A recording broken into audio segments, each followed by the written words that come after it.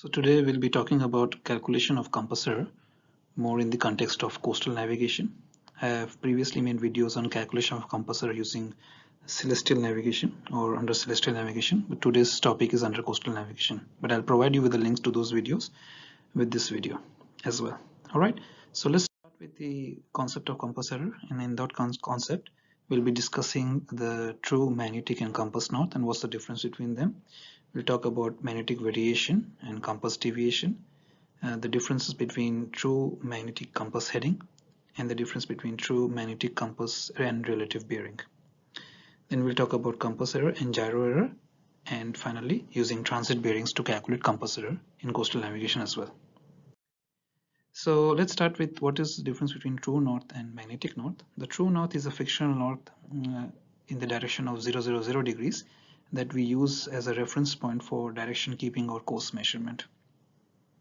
So this is in the direction of 000 degrees. It stays constant and doesn't move from its fictional position.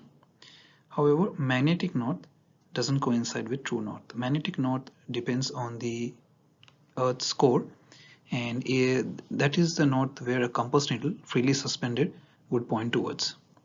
But this magnetic north keeps changing due to the activities in the Earth's core, or even due to activities like volcanic eruptions or earthquakes. Due to this reason, the magnetic north keeps shifting its position, although slowly and gradually, but it does keep shifting its position, and that's why it cannot be used as a reliable means of, well, primary means of direction keeping and course measurement. And that's why on your ships you have the gyro compass that points towards the true north as the primary means of steering, and then you have the magnetic compass as the secondary means of steering. So that's the difference between true north and magnetic north. We'll also talk about compass north, and the compass north refers only to the north that is pointed by a magnetic compass on the ship. So ideally, if a ship was made of wood and it didn't have any influence of any cargo or its own structures on the magnetic compass, then the magnetic needle in the magnetic compass would be pointing towards the magnetic north. But because the ship is made of iron, it is made of hard iron and soft iron, and it undergoes differing magnetisms, and then it loads cargo which could be made of iron as well, it has an influence on the ship's magnetic compass, due to which the magnetic needle in the ship's magnetic compass points towards compass north. So compass north is the north which is under the influence of the magnetism experienced by the ship. So that is the difference between true north, magnetic north and compass north. If we talk about compass error now, many students use this rule of thumb which is called CDMVT. So in CDMVT, of course, your C stands for compass north, D for deviation, M for magnetic north, V for variation, and T for true north. And the rule is that if you are going from compass towards true, whenever you get an easterly error, that could be a deviation or variation, you will add the error. So that would mean that if you are moving from compass to magnetic and your deviation is easterly, you will add the deviation to the compass to obtain your magnetic heading or bearing. Similarly, if you are going from magnetic to true, if you have the magnetic heading with you and you need to obtain the true heading and your variation is easterly, you will add the variation to the magnetic to obtain your true heading. So if you are going from compass to magnetic to true and your errors are easterly, that is deviation and variation is easterly, you will add them, and that is why if the errors are westerly, you will subtract them. So if your deviation and variation is westerly, while you go from compass to magnetic to true, you will be subtracting it. And then of course the opposite happens if you are going from true to magnetic to compass. So if you are going from true to magnetic and your variation is easterly, instead of adding it, you would subtract it and you would add the westerly error. So the opposite happens. Alright, so for calculate the compass error, this is the rule of thumb you can remember, CDMVT, where moving from C to T via M, you will always add the easterly errors of deviation and variation. So I'll show you a number of examples which will make this concept clear for you. So in this case, you can see there are two examples here. In both the examples, you have been given your true heading and you have been given a variation. In one case, the variation is east, and the other case, the variation is west. So let's take the first example where your true heading is 0 at 0 degrees true and your variation is 12 degrees east. Now from true to magnetic, you have to find magnetic from true. So that means you have to go in the opposite direction to that you see on the top to the arrow. So if you're going from true to magnetic, and you see easterly error, instead of adding it, you would be subtracting it, right? So if you have the true and you have variation as 12 degrees east, because you are going from true to magnetic and not magnetic to true, you will subtract the 12 degrees of east error, because of which your magnetic will be 068 degrees magnetic. Similarly, again, if you are going from true to magnetic and your variation is west, that means you will be adding the variation and not subtracting it. So once you add the variation to the true, you will get 094 degrees magnetic. Alright, because in both the cases you are not going from magnetic to true, but you are going from true to magnetic. That is, you had the true bearing with you and then you had the error and then you had to find out the magnetic heading. I'll take up some more examples and I'm sure that it will become very clear to you. Alright, let's take a couple of more examples. In this case, of course, your magnetic heading is available to you and you have been given east variation. So this time you have to find the true bearing. So this time you are going as per the rule above. So you are going from magnetic to true and your error is easterly. When error is easterly and while you are going from magnetic to true, you will be adding it. So in the first case, when you add 15 degrees to 186, you get 201 degrees true. Similarly, you are going from magnetic to true, your variation is west. If it's west, you will be subtracting it. So when you subtract 004 from 7 degrees, you will get 357 degrees true. Alright, so I hope this rule was clear to you, the use of these rules, and I'll take up some more examples as we proceed. So again, in this case, you have the true and you have the variation. In both the cases, one is east and the other is west. I would ask you to pause the video at this point of time, give yourself a couple of seconds and work out the solution yourself before just checking the solution that I'll be putting up. Alright, so pause the video, think about the rule on the top and apply the error according to the rule and see if you get the right answer. Alright, but I'll keep proceeding. So again, you have the true bearing and you need to find the magnetic. So you are going in the opposite direction of the arrow. So when you see easterly error, instead of adding it, you will be subtracting it. So, and again, in the same next example, because you are going from true to magnetic, because your error is west, instead of subtracting it, you will be adding it. And that's why your answers are accordingly. So try these out yourself once you understand how to apply these errors. Alright, and then again, see whether you get the same answers as me or not. But I'll keep going. Then we have the concept of variation and deviation. Variation is basically the angle between the true bearing and the magnetic bearing, and it's a value that changes with the vessel's position. So it changes with the geographic location of the vessel. Whereas deviation is the angle between the magnetic and the compass heading, and this occurs due to the ship's own magnetism, and that's why the deviation changes with the changes in the ship's heading or the vessel's heading. Compass error is of course a combination of the variation and deviation. And that is why compass error changes with both the geographical position as well as the vessel's heading, because if the variation changes or the deviation changes, the compass error will also change. Alright, so let's take some examples here. And again, the same rules apply. So compass error is basically the difference between the compass bearing and the true bearing. And the compass bearing, of course, the compass error is a combination of deviation and variation. So when you go from compass to true, if your errors are easterly, you will add to the compass to obtain the true, and if your errors are westerly, you will subtract from the compass to obtain the true bearing. So in this case, of course, your compass bearing, or the example you can see, the first example is your compass bearing is given to a 097 degrees compass. Your deviation is given as 3 degrees west. So you're going from compass to magnetic, your error is westerly, so you will be subtracting it to obtain your magnetic bearing first. So subtract it, and 097 minus 3 will give you 094 degrees magnetic. As you go from magnetic to true, your variation is 18 degrees east, which you should be adding to the magnetic to get your true bearing. So in this case, your true bearing will become 112 degrees true. Now since your deviation and variation in combination comprise of your compass error, with opposite names of deviation and variation, you will subtract the two from each other, the smaller from the bigger, and retain the name of the larger. So in this case, your compass error, which is a combination of variation and deviation, will be 18 degrees east minus 3 degrees west is 15 degrees, and you retain the name of the larger, which was the variation. So your compass error is 15 degrees east.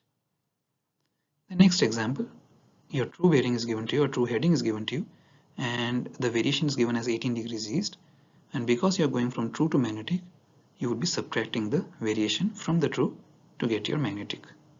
So in this case, of course, your magnetic becomes 178 minus 18 is 160 degrees magnetic. Again, as you go from magnetic to compass and your deviation is west, instead of subtracting it, you will be adding it. You will be doing the opposite. So your compass becomes 162 degrees compass. Again, in this case, the compass error becomes a combination of deviation and variation. Because they are opposing names, you will subtract the smaller from the bigger and retain the name of the larger. So compass error will be 18 degrees east minus 2 degrees west, which is equal to 16 degrees east. Alright, so I hope this was simple. Otherwise, pause the video, go back and watch it again and see whether you understand the concept or not. But I'll keep going for your learning. Then let's talk about bearings. So of course, the bearing that you obtain using the gyro compass is your true bearing. That will also be the bearing that you obtain from the chart positions. So your charts are provided with true bearings. Your magnetic bearing will be a magnetic compass bearing. But on your ship, you do not get a magnetic compass bearing because the magnetic compass on your ship is under the influence of the ship structure and the cargo that it carries. So it gets influenced. So if the ship was made of wood and was not carrying any cargo at all, the bearing that you would have obtained using the magnetic compass would be your magnetic bearing. But because these days ships are not made of wood and they carry cargo which is of iron content, because of the ship's own magnetism, the bearing that you get using the magnetic compass is actually your compass bearing. So that's the difference between true bearing, magnetic bearing, compass bearing. Finally, you have the relative bearing. Relative bearings are those bearings which are calculated with respect to the ship's course. So if you see on your screens here, your ship may be on a course of 080 degrees true. While you are on the ship, you obtain a bearing of a lighthouse, for example. Now, although the true bearing of the lighthouse may be 238 degrees true, the relative bearing to your course will be 158 degrees relative. So, because your ship is on a course of 080 degrees true, when you obtain the bearing of the lighthouse, it will not be 238, it will be 158 because the relative bearings are with respect to the ship's course. If your ship's course in this case would have been 000, then the relative bearing would have been 238 and the true bearing would also have been 238. So that's the difference between true and relative bearing. True bearings are the bearings that you actually obtain using the gyro compass or which are available on the charts, or the bearings that you obtain if your ship's course is 000 degrees. Otherwise, the bearings that you obtain are relative bearings relative to your ship's course. Alright, so if in this example your ship's course is 080 degrees true, although the true bearing of the lighthouse would have been 238 degrees, but because of your ship's course, your relative bearing or the bearing that you get from your ship through your gyro compass will be 158 degrees, but that will be relative to your ship's course. So 158 plus 80 will be 238 degrees. That's the true bearing of the lighthouse. Alright, now I'll keep going again. In these examples as well, I have shown how the compass errors can be calculated using the similar principles. If they are of different names, just subtract one from the other and retain the name of the larger. If your compass bearing is 231 degrees compass, as you go from compass to true and you have easterly error, you will of course add to the compass bearing to get your true bearing. So in this case, 7 degrees added to 231 gives you 238 degrees true. Similarly, if you have another bearing of 167 degrees compass and your compass error is again 7 degrees east, as you go from compass to true based on the rule above and you have easterly error, you will add to the compass to obtain your true bearing. So in this case again you will add the compass error to the compass bearing to get your true bearing, which is 174 degrees. Alright. Let me show you how to get the deviation values and the variation values. So in this case, of course, your compass heading is given to you and your compass bearings are given to you. To the compass heading, you have to apply your deviation and variation singularly or isolately to obtain first your magnetic bearing and then your true bearing. But once you have your deviation and variation, you can apply them in combination as a compass error to your compass bearings to get your true bearing. Alright, so in this case, let's calculate the deviation first. The deviation is normally obtained as per your ship's heading from the deviation card. So deviation card is made by the ship's officers and it is normally stuck next to the steering compass. This is so that if tomorrow the gyro compass fails, your ship may be able to steer using the magnetic compass, and that's why it's important. It's a legal requirement to have the deviation card next to your steering compass. Now if your compass heading is 264 degrees compass and you obtain your deviation from the deviation card based on your ship's heading, in this case of course you do a little bit of interpolation based on your ship's course. So because your ship's course is 264, which will be between 260 and 270, your deviation will be between 6.5 degrees west to 5.5 degrees west, which is somewhere around 6 degrees west. So as you go from compass to magnetic and you have deviation of west deviation, you will subtract from the compass heading to get your magnetic heading. So your magnetic heading will be 264 minus 6, which is 258 degrees magnetic. Alright, then you can also get your variation. Let's assume that we are doing this calculation in 2012 for the purpose of this question. The variation you get is from your chart. Your charts has your compass rose. In the compass rose itself, you can see the variation values given there. In this case, the variation value is 11 degrees 40 minutes east, but this is for 1990. Now let's say if I'm doing this calculation in 2012, you can see that about 22 years have passed. And in the brackets in the compass rose, you can see an error of 2 minutes west is applied every year. So from 1990 to 2012 is about 22 years, and 22 times 2 minutes error west will give you an error of 44 minutes west. That is a change that has occurred in the variation value from 1990 to 2012. Now opposites will be subtracted. That's why whenever you have east variation and your change is west, you will subtract it. If your variation was east and your change was also east, you would have added it. So in this case, your variation is east, but your change is west, so you will subtract one from the other. And you get an approximate variation of 2012 is 11 degrees east. So 11 degrees east has been obtained by subtracting 44 minutes west from 11 degrees 40 minutes east. So you will apply this variation above again to the magnetic heading of 258 degrees, and because you are going from magnetic to true and your variation is east, you will add to the magnetic to obtain your true bearing. So 258 plus 11 will give you 269 degrees true. Alright, now you have your deviation and variation. They are of opposing names. You can get your compass error from here. So opposing names, you will subtract one from the other and retain the name of the larger. So 6 degrees west, 11 degrees east minus 6 degrees west will be 5 degrees east, which will be the case in both the bearings. As you go from compass to true, if your errors are easterly, you will add to the compass to obtain your true bearing. So in both the cases, add your compass error, east compass error, to get your true bearings. So 23 plus 5 will give you 28, and 349 plus 5 will give you 354 degrees true. Alright, so again, if you didn't understand this, go back and watch this part again and make sure that you understand the concept of how to calculate variation from the chart, how to calculate the deviation, and how to apply it as a compass error to your compass bearings. But I'll keep going. So there is a rule, of course, a rule of thumb, a very famous rule of thumb is error east, compass least, error west, compass is the best. That means if your compass error is east, compass is least. That means compass is less than the true bearing. And if your error is west, that is your compass error is west, compass would be best. That means the compass bearing or compass heading would be more than the true bearing. So if you can go back and work out those questions using this rule, you will see that you get the same answers. Alright. Now you can do this activity on your own. I will pause this video. If I was you, I would pause this video and I will work out this question myself before proceeding ahead. Of course, I will give you the answers to these questions, but I will not take you through this. You must do this yourself to get a good understanding of the application of errors. Alright, because if I repeat myself, you will not do this yourself. So do this yourself, but the answers will be provided to you. As I will change the slides, you can see that the answers will come on automatically. But you should not cheat. Do this yourself and make sure your answers match with mine. Otherwise, try and figure out why this has occurred. So you can use the previous example to understand how to apply the errors and then work this question out yourself. Alright, so pause this video guys and then work out the deviation from the deviation card, work out the variation, assuming that the year is 1997 in the first example and 1991 in the next example. Alright, so you can see the year of calculation there. Do not assume it's 2019. Based on the question, it's 1997 and 1991 in the next example. Work out your variation based on that. Alright, pause it now and work it out and then switch it back to check for the answers. Alright guys, finally, as a general rule, we can round off magnetic cosines and bearings to the nearest half degree, although practically it isn't feasible to either steer magnetic courses or take magnetic bearings to better than half degree accuracy. So for me as a lecturer, I always advise students to round off courses to either 0.5 or to the whole number, but not 0.7, 0.3, 0.2. These things do not work practically.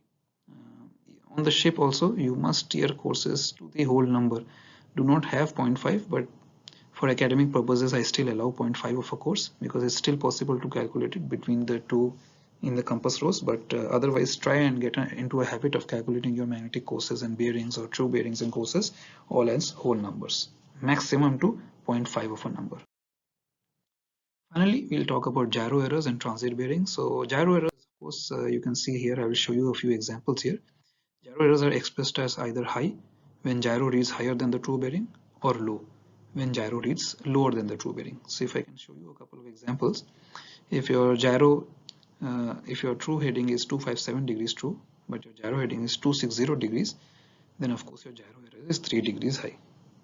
Similarly, if your bearing is 358 degrees true and gyro bearing is 001 degrees, then you have a gyro error of 3 degrees high. Alright, so whenever the gyro bearing or gyro heading is more than the true bearing and true heading, gyro error will be high, otherwise it will be low. So in this case, you can see the gyro error is 4 degrees low and your ship is steering a course of 078 degrees true. So if your gyro error is 4 degrees low, by the gyro, you will be steering a course of, we'll take a minute here and think about it, and then tell me what course will it be reading. So because gyro reads low, you will be steering a course of 074 degrees gyro. Alright, so because your true heading is 078 degrees, but your gyro is 4 degrees low. So that's why by the gyro you will be steering 074 degrees because it's 4 degrees low. So when you're steering 074, basically you are steering 078 degrees. Alright, then we can also use the transit bearing to calculate your gyro error. It's sometimes we also call it a free way of calculating compass error. So based on your true bearing, for example, if you can get the true bearing from the chart, the transit true bearing from the chart. So based on your ship's position, if you can get the true bearing from the chart, say for example you get 032 degrees true, but then you at the same position you try to obtain your gyro bearing using the gyro compass. So visually you try to obtain a bearing visually. So one you obtain based on your ship's position on the chart from the chart, that will be your true bearing, but the other one you obtain using the gyro compass. And say for example using the gyro compass you get 034 degrees gyro, then what will be your gyro error? So again, take a few seconds, think about it to tell me if your gyro bearing is more than the true bearing, your gyro error will be high or low. So it will be 2 degrees high.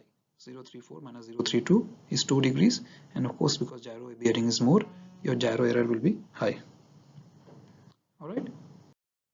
Finally, we have our compass error, and again like I said, you can just use this to measure your compass error. It's a free way of measuring compass error. So again you do the same that you did before. You obtain your true bearing from the chart or from the gyro also. You can do that now. From the gyro of course you can obtain it, but preferably from the chart based on your ship's position, and then you use your magnetic compass to obtain your magnetic compass bearing, which will give you, for example, let's say your true bearing was 032 degrees true and the bearing you obtain using the magnetic compass is 021 degrees. Your compass error in this case would be, so compass least error will be east, so your compass error would be 11 degrees east. Alright, so whenever the compass is less than the true, your error is east. And of course from your magnetic variation charts you can calculate your magnetic variation, assuming that and then because your variation and your compass error is a combination of variation and deviation, in this case your variation is 13 degrees east, so you cannot have a deviation of east, you will have a deviation of west because you will have to subtract it, because compass error is a combination of variation and deviation. So what will be the value of the deviation you think if you subtract it, and it has to be of the opposite notation, so it should be about 2 degrees west. So 13 degrees east minus 2 degrees west will give you 11 degrees east of compass error. Alright, so this is a way to find out your deviation. So when we are actually making a deviation card, this is what we do. We normally get your true bearings from the chart, or we can also get it from the gyro compass, and then we compare it to the bearings that we obtain using the ship's magnetic compass. We find the compass error, we know the variation from the chart of that geographic location, and the difference between compass error and the variation gives us our deviation. So we do this for different headings of the ship, and we get values of deviation for different headings of the ship. And using this we can then construct our deviation card, which we stick next to the steering compass and also is a legal requirement. So guys, I hope this was a useful video for you to learn how to apply compass errors in context of coastal navigation. Like I said, I will also give you links to those videos where I have taught you guys how to calculate compass error using celestial observations through azimuth method or amplitude method. Do not confuse the two, they are two separate things. So I'll see you guys with my next video very soon. Keep subscribing, keep watching so that you get notification about my future videos as well. All the best with your study guys, and I'll see you soon. Bye.